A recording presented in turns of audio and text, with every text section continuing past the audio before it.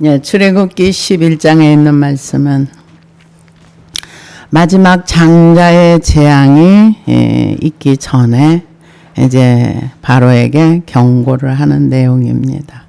그래서 애굽을 향한 마지막 재앙을 내리기까지 하나님이 얼마나 오래 참으시는가. 오래 참으신 이유는 애굽이 악하다 할지라도 멸망받지 않고 징계받지를 원하지 않았지만은 사람들이 하나님의 은혜가 강력하게 임하지 않으면 정말로 눈앞에서 아무리 하나님의 역사가 일어나도 하나님을 믿을 수 없다는 거. 우리가 하나님을 믿는다는 그 자체가 얼마나 큰 특권이고 영광인 줄을 알지 못합니다. 그래서 하나님은 영원히 멸망하는 이 땅에 있는 백성들이 정말로 멸망하지를 않기를 원하시는 분이 하나님이십니다. 하나님에 대한 오해들이 너무 많아요. 그런데 우리가 성경을 자세히 들여다보면은 하나님은 누구도 멸망하기를 원하지 않으세요. 그런데 사람들이 스스로 멸망길을 갑니다. 그 이유는 뭐냐? 자기를 못 꺾어요. 자기가 얼마나 대단한지 주님을 따라가다가도 이성과 논리로 딱 방향을 틀어버려요. 그러면은 더 이상 하나님 그곳에 어떻게 할 수가 없는 거예요.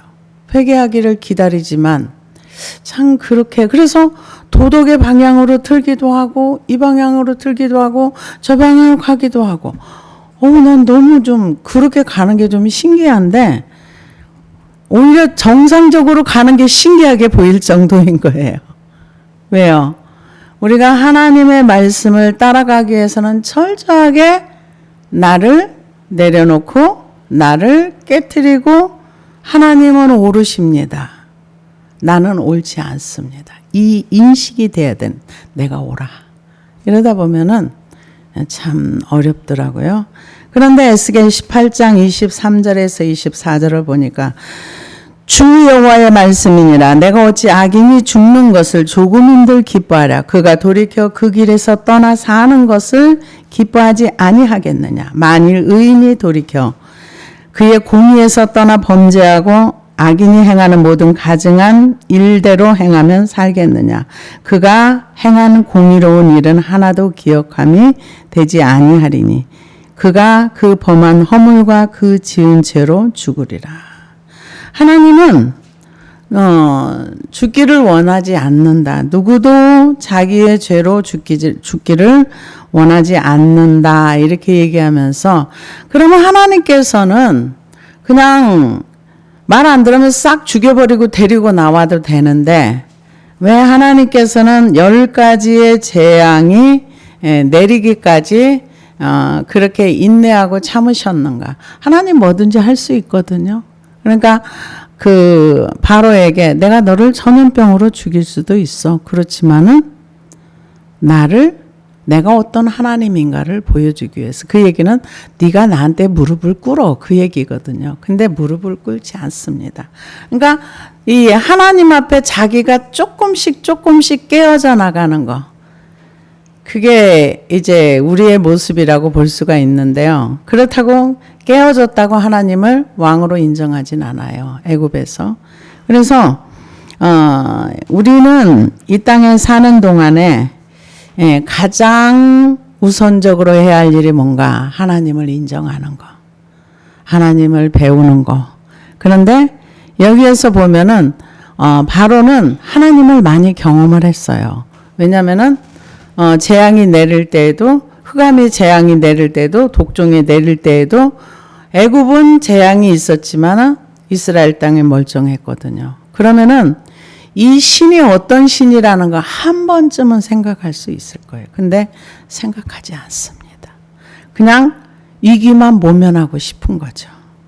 그래서 하나님께서 이제 모세에게 마지막 경고를 하라고 말씀해 주십니다.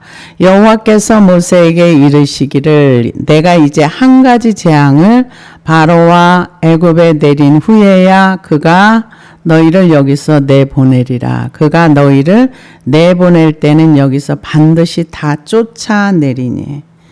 이게 쫓아낸다는 거는 이스라엘 백성을 그 10가지 재앙을 겪은 후에는 떠밀어 밀쳐낼 정도로.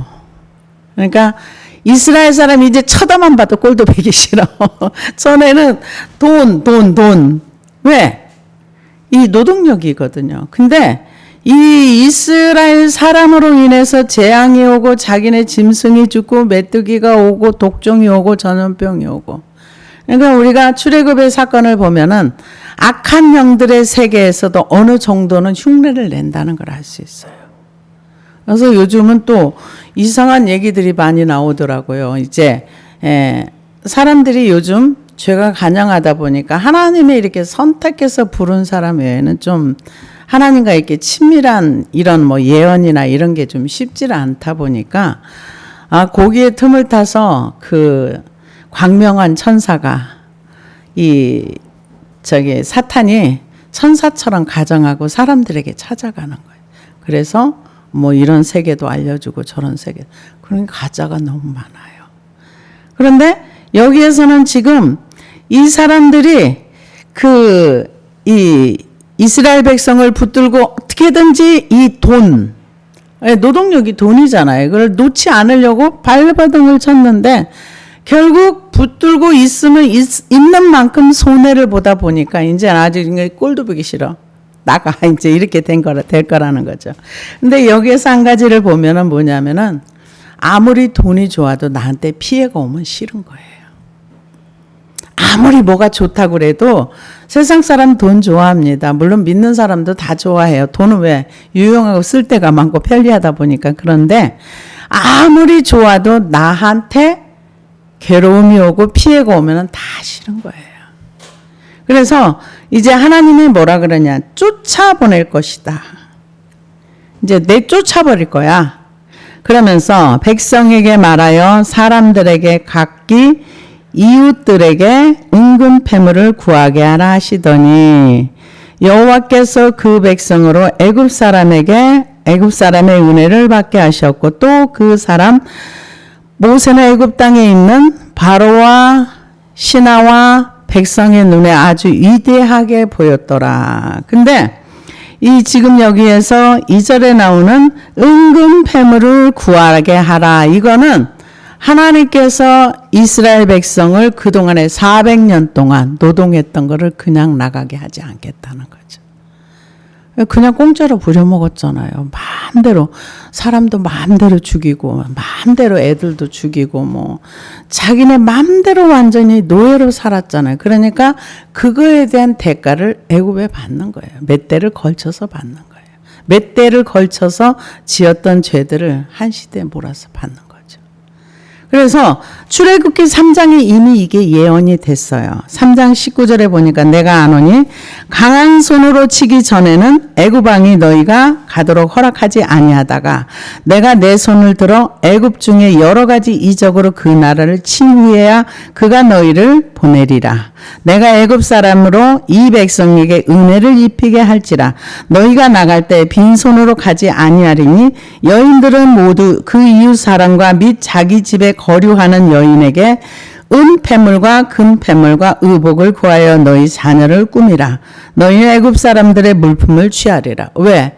집에 있는 가서 노예니까 가정부 역할도 하고 온갖 노동일을 다 했던 거죠. 그냥 완전히 애굽 사람들은 상전이고 이들은 노예니까 온갖 노동의 모든 가난 거 그거는 모두가 다 이스라엘 사람들이 노예로 400년을 사는 거죠. 그러니까 바로가 통치하면서 요셉을 알지 못하는 새 왕이 일어나면서 그때서부터 왕조가 바뀌면서부터 완전히 노예로 전락해가지고 이 사람들의 인격도 없고 뭐도 없고 그냥 이 완전히 노예로 아주 천하고 험한 일만 하고 살았던 거죠. 근데 하나님께서 그들이 그렇게 살았던 것을 물품을 취해서 나가게 할 것이다 예언을 했는데 또 다시 예언을 해요. 이 예언이 또 한 번 있습니다. 이루어진 것이 출애굽기 12장 33절에 보니까 애굽 사람들은 말하기를 우리가 다 죽은 자가 되도다 하고 그 백성을 재촉하여 그 땅에서 속히 내보내려 함으로 그 백성이 발교되지 못한 반죽 담은 그릇을 옷에 싸서 어깨에 매니라. 이스라엘 자손이 모세의 말대로 하여 애굽 사람에게 은근 패물과 의복을 구하매 여호와께서 애굽 사람들에게 이스라엘 백성에게 은혜를 입히게 하사 그들이 구하는 대로 주게 하심으로 그들의 애굽 사람의 물품을 취하였더라. 그 집에서 노예 노릇하고 가정부하고 뭐 온갖 일을 다 담은 그 집 재산이 얼마나 너무 잘 아는 거죠. 보석이 얼마나 있는 것도 알고 달라는 다 줬다는 거예요. 다 줬다는 거예요. 그런데 이제 그때 갈 때 이제 11장에서는 이제 예언을 했는데 이 예언의 말씀이 12장에 성취되는 것을 볼 수가 있습니다.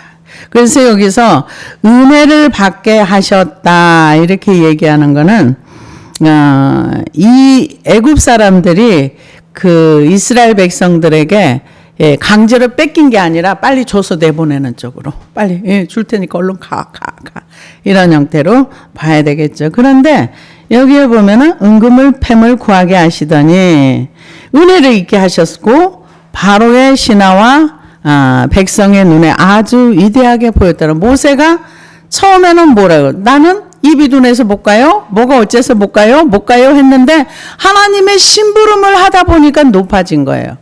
모세가 잘나서 높아진 게 아니라 그냥 심부름만 하니까 그렇게 된 거예요. 그런데 이 하나님의 백성들은요, 사람의 죄의 종이 되거나 노예가 되는 걸 원하지 않으세요. 하나님의 백성들은 하나님의 백성답게 살기를 원하십니다. 그래서 창세기 이게 예언의 그 하나님과 언약한 말씀이 그대로 이루어지는 걸 봅니다. 여호와께서 아브라함에게 창세기 15장에 이르시되 너는 반드시 알라. 내 자손이 이방에서 객이 되어 그들을 섬기겠고 그들은 400년 동안 내 자손을 괴롭게 하리니 그들이 섬기는 그 나라를 내가 징벌할지며 그 후에 내 자손이 큰 재물을 이끌고 나오리라. 너는 장수하다가 평안히 조상에게로 돌아가 장사될 것이요 내 자손은 4대 만에 이 땅으로 돌아오리니 이는 아모리 족속의 죄악이 아직 가득 차지 아니하느니라 하시더니 하나님이 이스라엘 백성을 그 가나안 땅에 집어넣으려고 하셨을 때 이 가나안 땅에 있는 족속의 죄가 차기까지 기다리신 거예요. 죄가 차면 진멸이 됩니다. 그래서 우리 안에 죄들을 채우지 마세요. 죄를 채우는 거는 나의 인생을 내 스스로가 내가 망하게 하는 겁니다. 왜요?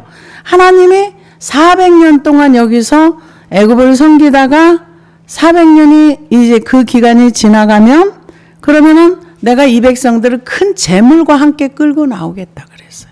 하나님이 끌고 나오니까 나오는 거지 하나님이 이스라엘 땅에 백성에게 개입하지 않았더라면 이들은 영원히 노예로서 삶이 끝나는 거예요. 몇 대를 걸쳐서 그냥 노예로서 끝나는 거예요. 우리의 삶 속에 하나님이 들어오지 않으면 우리는 죄의 종으로 죄의 노예로 살다가 영원한 불못으로 들어가는 거예요. 그럼 우리가 하나님의 은혜가 얼마나 크다는 것을 조금이라도 생각을 해봐야 되는 거예요. 근데 생각하지 않습니다. 그래서 하나님이 예언한 대로 그래서 우리가 조심할 게 뭐냐 우리 죄를 채우지 마세요. 이건 되게 좋지 않습니다. 미움도 채우지 마세요. 뭐든 어떤 죄든지 채우지 마세요. 여기 분명히 창세기에 아직 그들의 죄가 차지 않아서 그냥 봐주고 있는 거야. 그런 거죠. 그래서 죄가 차는 거는 좋지 않습니다. 그래서 하나님의 심부름을 하다 보니까 모세는 위대하게 보였다는 거죠. 그래서 우리가 우리 자신으로는 별로 이렇게 내세울 게 없어도 모세는 결국 어느 속에서 하나님이 끄집어냈은 절망 속에서 완전한 절망 가운데 있었던 거예요. 왜? 40년 동안 미디안의 그곳에 양을 치면서 아무 소망이 없었던 거예요. 이제 끝난 거예요, 모세의 삶은. 그 절망 속에서 하나님 찾아오지 않았으면 모세는 그냥 거기서 죽고 말아요. 근데 야곱 같은 경우는 얼마나 성실하게 열심히 자기 양떼가 몇 때를 거느리고 외삼촌 집에서 20년을 양을 쳤는데 때로 이루어가지고 끌고 왔는데 모세는 자기 양 없었어요. 모세는 그냥 깊은 절망 속에 있었어요. 근데 하나님이 찾아오셔서 끌고 가니까 자기를 쳐다보니까 뭐만 있어요. 자기는 아무것도 이제 남은 게 없어. 그러니까 계속 말하는 게 나는 못해요. 나는 안 돼요. 보낼 만한 사람 보냈어서 안 돼요. 안 돼요. 근데 하나님이 준비하셨는데도 안 돼요. 안 돼요. 못해요. 못해요. 그런데 하나님이 심부름을 시키는 걸 하다 보니까 바로와 백성의 신하의 모든 눈에 위대하게 보였다니. 이건 하나님의 작품이에요. 우리가 하나님의 손에 붙들리기만 하면 하나님이 우리를 이렇게 이쁘게 쓰십니다. 그래서 사람들 눈에 존귀한 자가 된다는 거죠. 그래서 모세가 바로에게 이르되 여호와께서 이와 같이 말씀하시기를 밤중에 내가 애굽 가운데로 들어가리니. 이게 무시무시한 거죠. 하나님이 직접 하시겠다는 거예요. 애굽 가운데로 들어가리니. 들어간다는 얘기는 이때까지는 모세가 지팡이를 들어라, 내려라, 뭐 이렇게 해라, 이렇게 했을 때 하나님이 일을 하셨는데 직접 하시겠다는 거예요. 직접 들어가시겠다. 그래서 내가 애굽 가운데로 들어가리니 애굽 땅에 있는 모든 처음 난 것은 왕 위에 앉아 있는 바로의 장자로부터 맷돌 뒤에 있는 몸종의 장자와 모든 가축의 처음 난 것까지 죽으리라. 이 하나님께서 직접 개입하셔서 그들을 치시겠다는 거예요. 장자를 죽이겠다 이렇게 얘기를 합니다. 근데 하나님이 직접 가신 일이 별로 많지 않아요. 그런데 열왕기하에 보면은 하나님 직접 안 가셨어도 18만 5천 명이 한꺼번에 갔어요.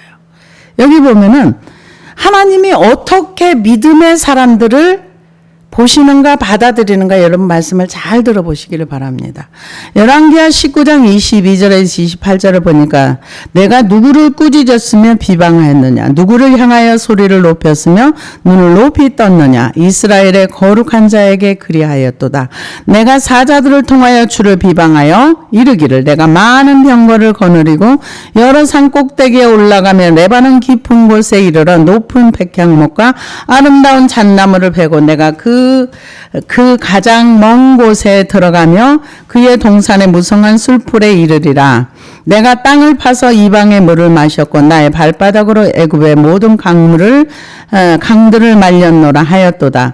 내가 듣지 못하였느냐 이 일은 내가 태초부터 행하였고 옛날부터 정한 바라. 이제 내가 이루어도록 견고한 성들을 멸하여 무너진 돌무더기 같이 되게 함이니라. 그러므로 거기 거주하는 백성이 힘이 약하여 두려워하며 놀랐나니 그들은 들의 채소와 푸른 들과 지붕의 잡초와 자라기 전에 시든 곡초같이 되었느니라.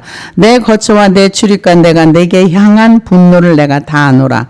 내가 내게 향한 분노와 내 교만의 말이 내 귀에 들렸도다. 그러므로 내가 갈고리를 내 코에 깨고 재갈을 내 입에 물려 너를 오던 길로 끌어 돌이키리라 하셨나. 이 얘기 뭔 얘기냐면은 히스기야를 향해서 아수르 사람들이 조롱하고 비웃고 그렇게 했는데 하나님이 그거를 어떻게 봐? 네가 나한테 그랬다 그러는 거예요. 믿음의 사람들, 하나님과 함께하는 사람들에게 조롱하고 비웃고 했을 때 그가 하나님 앞에 도움을 구했을 때 하나님이 여기 지금 28절에 보니까 뭐라고 얘기합니까? 27절부터 내 거처와 내 출입과 내게 향한 분노를 내가 다 아노라. 내가 내게 향한 분노와 내 교만한 말이 내 귀에 들렸도다. 그러므로 내가 내 갈고리를 내 코에 깨고 재갈을 내 입에 물려 너를 오던 길로 끌어 돌이키리라 하셨나이다. 무슨 얘기입니까? 히스기야가 그 편지를 갖다 놓고서 하나님이여 우리는 이것을 할 힘이 없어요. 이게 아기는 임신했으나 애를 낳을 힘이 없어요. 하나님 우리를 도와주세요 했을 때 하나님께서 히스기야의 기도를 들으시고 그 아수르 왕이 히스기야를 조롱하는 말을 들었을 때 하나님이 네가 나한테 그랬어. 네가 아수르 왕 네가 조롱한 말은 나 여호와께 한 거야. 네가 나한테 분노해서 너 그만한다. 그리고 18만 5천 명을 천사를 보냈다 죽였어요. 근데 여기에서는 하나님이 애굽 땅에 직접 들어가시겠다는 거예요. 이게 무서운 얘기죠. 직접 들어가서 일하시겠다는 거죠. 그런데 어떤 일을 하는가? 장자를 죽이겠다.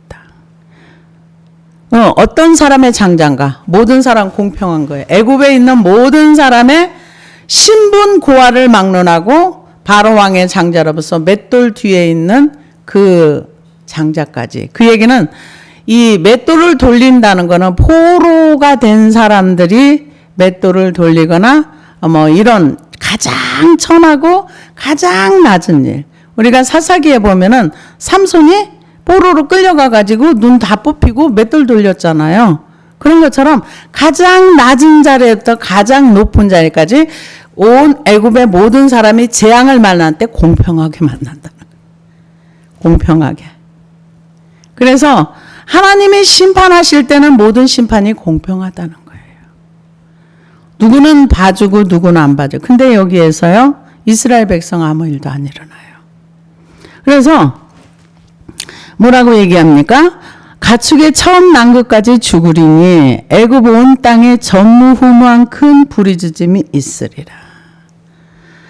그 전무후무한 큰 부르짖음이라는 게 여기에서 지금 그 큰 부르짖음이라는 거는 가슴을 막 치고 방방 뛰고 통곡을 하고 애곡을 하면서 이거를 그렇게 표현을 했답니다. 그러니까 엄청난 슬픔이 한 집에만 있는 것이 아니라 나라 전체에 그런 일이 있을 것이다. 이렇게. 근데 하나님이 말씀하시는 건 그대로 됩니다. 근데 왜 우리는 하나님을 믿으면서도 하나님의 역사가 안 일어나는가? 안 믿어서 그래요. 무슨 말씀을 주셔도 가볍게 여기고. 그러면 나에게서는 하나님의 어떤 역사도 일어나지 않습니다. 그래서 이제 애굽 온 땅에 전무후무한 큰 부르짖음이 있으리라. 그러나 이스라엘 자손에게는 사람에게나 짐승에게나 개 한 마리도 그 혀를 움직이지 아니하리니 여호와께서 애굽 사람과 이스라엘 사이를 구별하는 줄을 너희가 알리라. 하나님이 애굽 사람과 이 이스라엘 사람을 분별을 한다는 거, 구별한다는 거죠. 여기서 보면은 개가 나옵니다. 개 한 마리도 그 혀를 움직이지 아니하리니. 애굽 사람에는 곡성과 통곡과 그 탄식이 있는 반면에 이스라엘 땅에는 개가 이 혀도 움직이지 않는다. 개가 이 얘기는 무슨 얘기냐면은 개가 굉장히 소리에 예민하고 청각에 예민하고 무슨 일이 있으면 제일 먼저 반응하는 게 개라는 거예요. 근데 개가 혀도 움직이지 않는다. 이스라엘 땅에는 평화만 있다는 거예요. 아무 문제가 없다는 거죠. 전혀 어떤 피해도 입지 않는다. 지금 그것을 얘기하고 있습니다. 그래서 이스라엘 땅과 애굽 땅을 하나님이 완전히 분류를 해가지고 그러니까 내 백성인지 애굽 백성인지 안다는 거예요. 그래서 이 구별 그러면서 여호와께서 애굽 사람과 이스라엘 사람을 구별하는 줄 너희가 알리라 하셨나니 왕이 이 모든 신하가 내게 내려와 내게 절하며 이르기를 너와 너를 따르는 온 백성은 나가라 한 후에야 내가 나가리라 하고 심히 노하여 바로에게서 나오니라. 지금 얘기를 하는데 바로가 그래도 듣지 않아요. 안 들어요. 근데 안 듣는 건 지 맘이에요. 안 듣는 건 지 맘이에요. 하나님 말씀 아무리 전해도 안 듣는 건 지 맘이에요. 안 들어요. 그러니까 모세가 그 얘기를 다 전했는데 안 들으니까 화를 냈다 그랬어요. 여기서 보니까 심히 노하여 바로에게서 나오니라. 감히 어떻게 바로 앞에서 화를 냅니까? 쭈그러들었던 사람이.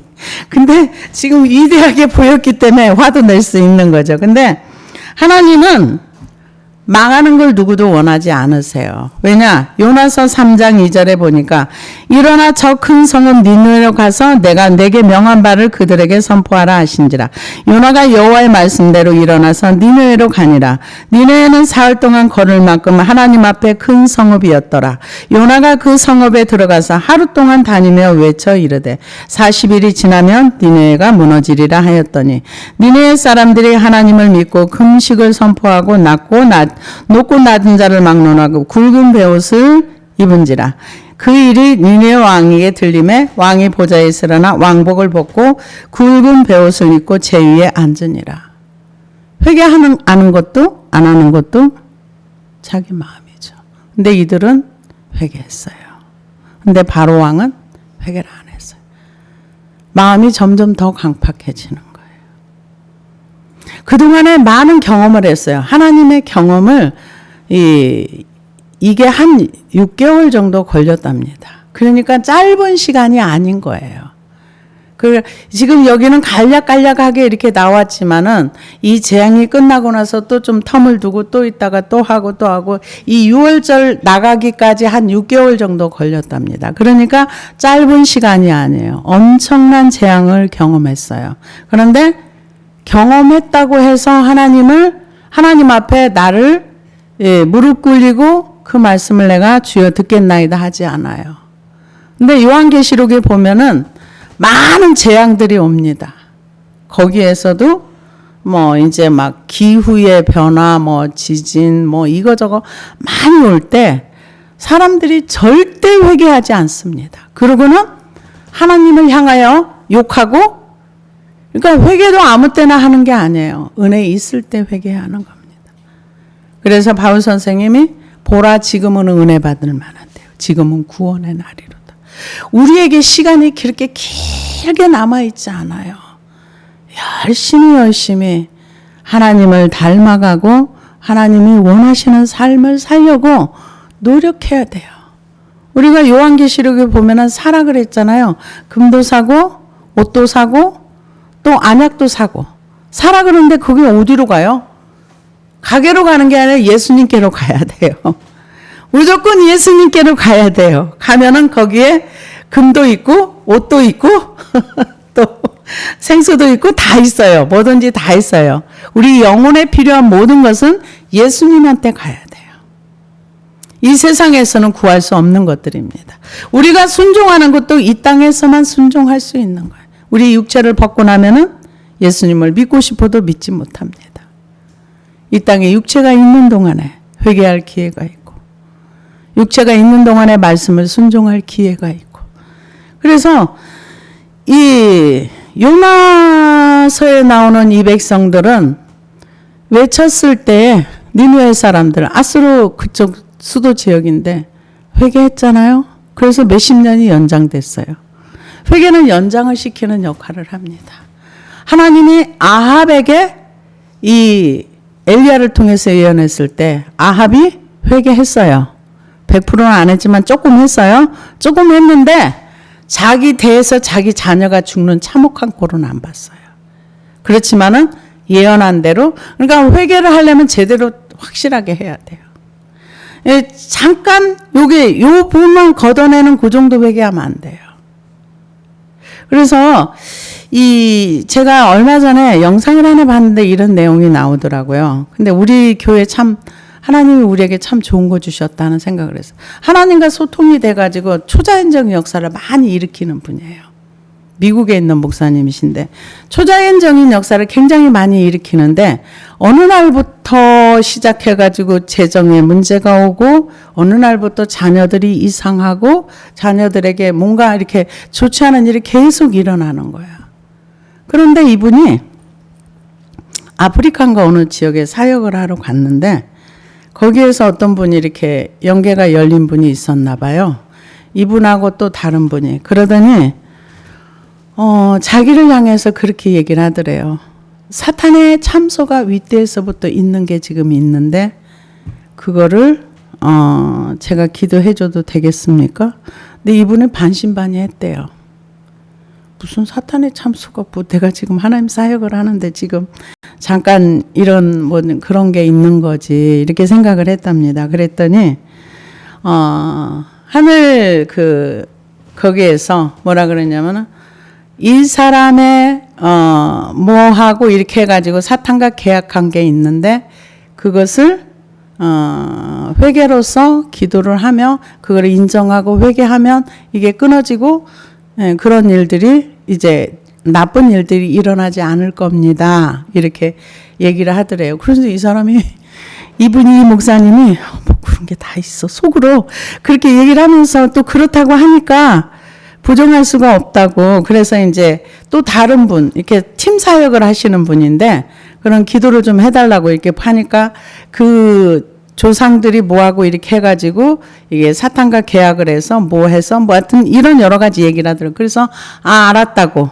그러면 제가 하나님 앞에 이 문제를 가지고 와서 회개하고 기도하면 되지요. 그러니까 된다고 그러더래요. 그래서 그런 부분을 가지고 하나님 앞에 회개하고 하나님 나도 몰랐던 일이고 모르는 사실이지만 그런 죄로 인해서 사탄이 저를 참소한다면 제가 잘못했습니다. 우리 조상들이 했다고 하지만 잘못했습니다. 그리고 회개하고 나서 용서를 구하고 그러고 나서 가정의 문제가 완전히 풀어졌다.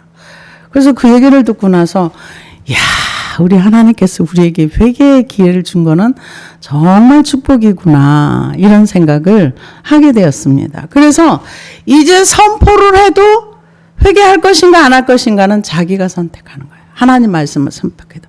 그래서 에레미야 25장에도 보면은 에레미야가 바벨론을 불러가지고 너희들을 바벨론 땅에 가서 70년을 종살이를 할 거야 이렇게 얘기하는데 이스라엘 백성들이 안 듣고 안 믿었어요. 안 믿었어요. 그런데 그대로 되어졌습니다. 되어졌어요. 그때 하나님이 원하시는 건 뭐였어요? 회개하기를 원하신 거죠. 마지막까지 하나님께서 그들에게 원하셨던 건 뭐냐? 마지막 그 예루살렘 성이 불타기 전에도 너희가 회개하고 돌이키면 이 성이 불타지 않을 수도 있어. 아무리 말해도 안 들어요. 오히려 에레미야를 빈정거렸습니다. 이거 그렇게 되는지 보자. 근데 참 안 믿으면 어쩔 수 없는 거예요. 근데 우리가 기록된 하나님의 말씀을 절대 가볍게 여겨서는 안 된다는 거. 저는 제 삶을 통해서 정말 내가 하나님이 이렇게 말씀을 해주셔도 그냥 너무 가볍게 여겼던 것들이 너무 후회되는 게 많습니다. 그런데 바로는 지금 안 듣는 거예요. 경험을 했어도 안 듣는 거예요. 장자가 죽으리라 그러면 죽거든요. 근데 안 믿는 거예요. 아니면은 자포자기 했던가 뭐 둘 중에 하나겠죠. 그래서 이제 그 말을 했는데도 이제 안 듣는 거죠. 그래서 여호와께서 모세에게 이르시기를 바로가 너희의 말을 듣지 아니하리라. 그러므로 내가 애굽 땅에 나의 기적을 더하리라 하셨고 모세와 아론이 모든 기적을 바로 옆에서 행하였으나 여호와께서 바로의 마음을 완악하게 하셨으므로 그가 이스라엘 자손을 그 나라에서 보내지 아니하였더라. 이게 보면은 하나님이 뭔가 일을 안 해가지고 이렇게 바로가 안 한 것처럼 이렇게 얘기를 이해할 수 있는데요. 은혜를 주고 안 주는 거는 그분의 마음이세요. 그분의 마음이에요. 그래서 출애굽기 3장에 보면 하나님이 이미 말씀을 하셨어요. 내가 아노니 강한 손으로 치기 전에는 애굽 왕이 너희가 가도록 허락하지 아니하다가 내가 내 손을 들어 애굽 중에 여러 가지 이적으로 그 나라를 친 후에야 그가 너희를 보내리라. 이미 여러 번 말씀을 하셨어요. 그리고 출애굽기 4장에서도 보니까 여호와께서 모세에게 이르시되 애굽으로 돌아가거든 내가 내 손에 준 이적을 바로 옆에서 다 행하라. 그러나 내가 그의 마음을 완악하게 한즉 그가 백성을 보내주지 아니하리니 너는 바로에게 이르기를 여호와의 말씀에 이스라엘은 내 아들 내 장자라. 내가 내게 이르기를 내 아들을 보내주어 나를 섬기게 하라 하여도 내가 보내주기를 거절하니 내가 내 아들 내 장자를 죽이리라 하셨다 하라 하시니라. 이미 장자를 죽이겠다는 얘기를 시작부터 했어요. 그리고 이제 마지막으로 오늘 또 마지막 이제 앞으로 장자가 네가 죽을 거야. 그럼에도 안 들어요. 그래서 7장 3절에도 내가 바로의 마음을 완악하게 하고 내 표징과 내 이적을 애굽 땅에서 많이 행할 것이나 바로가 너희 말을 듣지 아니할 터인즉 내가 내 손을 애굽에 뻘쳐 여러 큰 심판을 내리고 내 군대 내 백성 이스라엘 자손을 그 땅에서 인도하여 낼지라. 내가 내 손을 애굽 위에 펴서 이스라엘 자손을 그 땅에서 인도하여 낼 때에야 애굽 사람이 나를 여호와인 줄 알리라 하시매.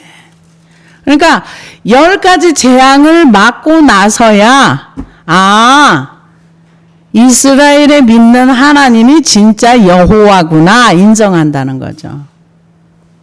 그래서 재앙을 다 당하고 나서 인정하면은 그만큼 재산상의 정신적으로 피해가 엄청난 거죠. 근데 안 믿고 싶은데 어떡하겠어요? 안 믿고 싶은데 안 믿어지는데.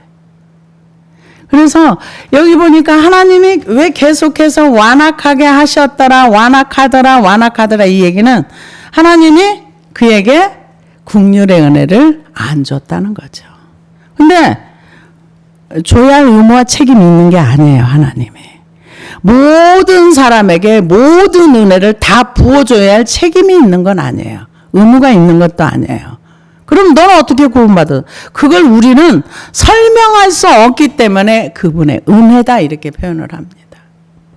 우리가 구원받은 건 정말 하나님의 특별한 은혜인 거지. 내가 뭔가를 했기 때문에 내가 뭔가 바로보다 더 하나님 보시기에 이뻤기 때문에 그런 건 전혀 없습니다. 그냥 하나님의 주권적인 은혜예요. 설명할 수 없으니까 바울 선생님 뭐라고 했어요? 나의 나된 것은 하나님의 은혜다. 이렇게 설명을 했어요. 내가 구원받은 건 하나님의 은혜예요. 그래서 그분을 높입니다. 내가 하나님의 백성이 된 건 하나님의 은혜예요. 나에게는 은혜를 줬는데 저쪽에 은혜 안 주는 건 주는 사람의 마음이에요. 우리가 잘 알고 있기로 그 독일에 종교계 했던 마틴 루터 길 지나가는데 친구하고 같이 가는데 친구가 옆에 벼락을 맞아 죽었어요. 자기는 안 죽었어요. 그걸 어떻게 설명을 해요? 그래서 내 생명이 어느 날 갑자기 이럴 수도 있구나. 그리고 돌이키고 회심을 했다는 말도 있어요. 그래서 우리가 은혜 받은 거는 그냥 은혜일 뿐이지 이거를 왜 저 사람 은혜 안 줘서 저 사람 죽게 만들어요. 우리가 그렇게 하나님을 향해서 말할 수 없다는 겁니다. 바로의 마음이 강팍한 거는 그냥 우리가 로마서에 보면 내어버려 두사 그냥 내버려 뒀다고 볼 수 있어요. 그러니까 죄 가운데로 들어가면 하나님께서 그냥 유기시켜 놓는 거, 방치시키는 거, 내버려 두는 거. 그럼 어쩔 수 없는 거죠. 근데 누군가가 어떤 사람이 죄 가운데 빠져서 거기서 나오지 못하고 있을 때 그를 끄집어낸다면 그거는 사랑이라고 표현을 했어요. 야고보서에. 그가 죄 가운데서 나올 수 없는 거를 누군가가 이렇게 끄집어낸다면 미혹된 것을 끄집어낸다면 그것이 사랑이다. 그렇게 얘기한 것을 우리는 알 수 있습니다. 그래서 우리가 지금 받은 은혜들이 내가 잘나서 받은 것도 아니고 내가 잘나서 구원받은 것도 아니고 내가 뭔가를 해서 구원받은 것도 아니고 그 에베소서 2장에 있는 말씀처럼 그 은혜로 말미암아 믿음으로 우리가 은혜를 입었고 앞으로도 우리가 하나님의 은혜 가운데 살아가려면은 그분의 은혜를 잘 붙들고 그분을 따라가야 될 줄로 믿습니다. 기도하시겠습니다.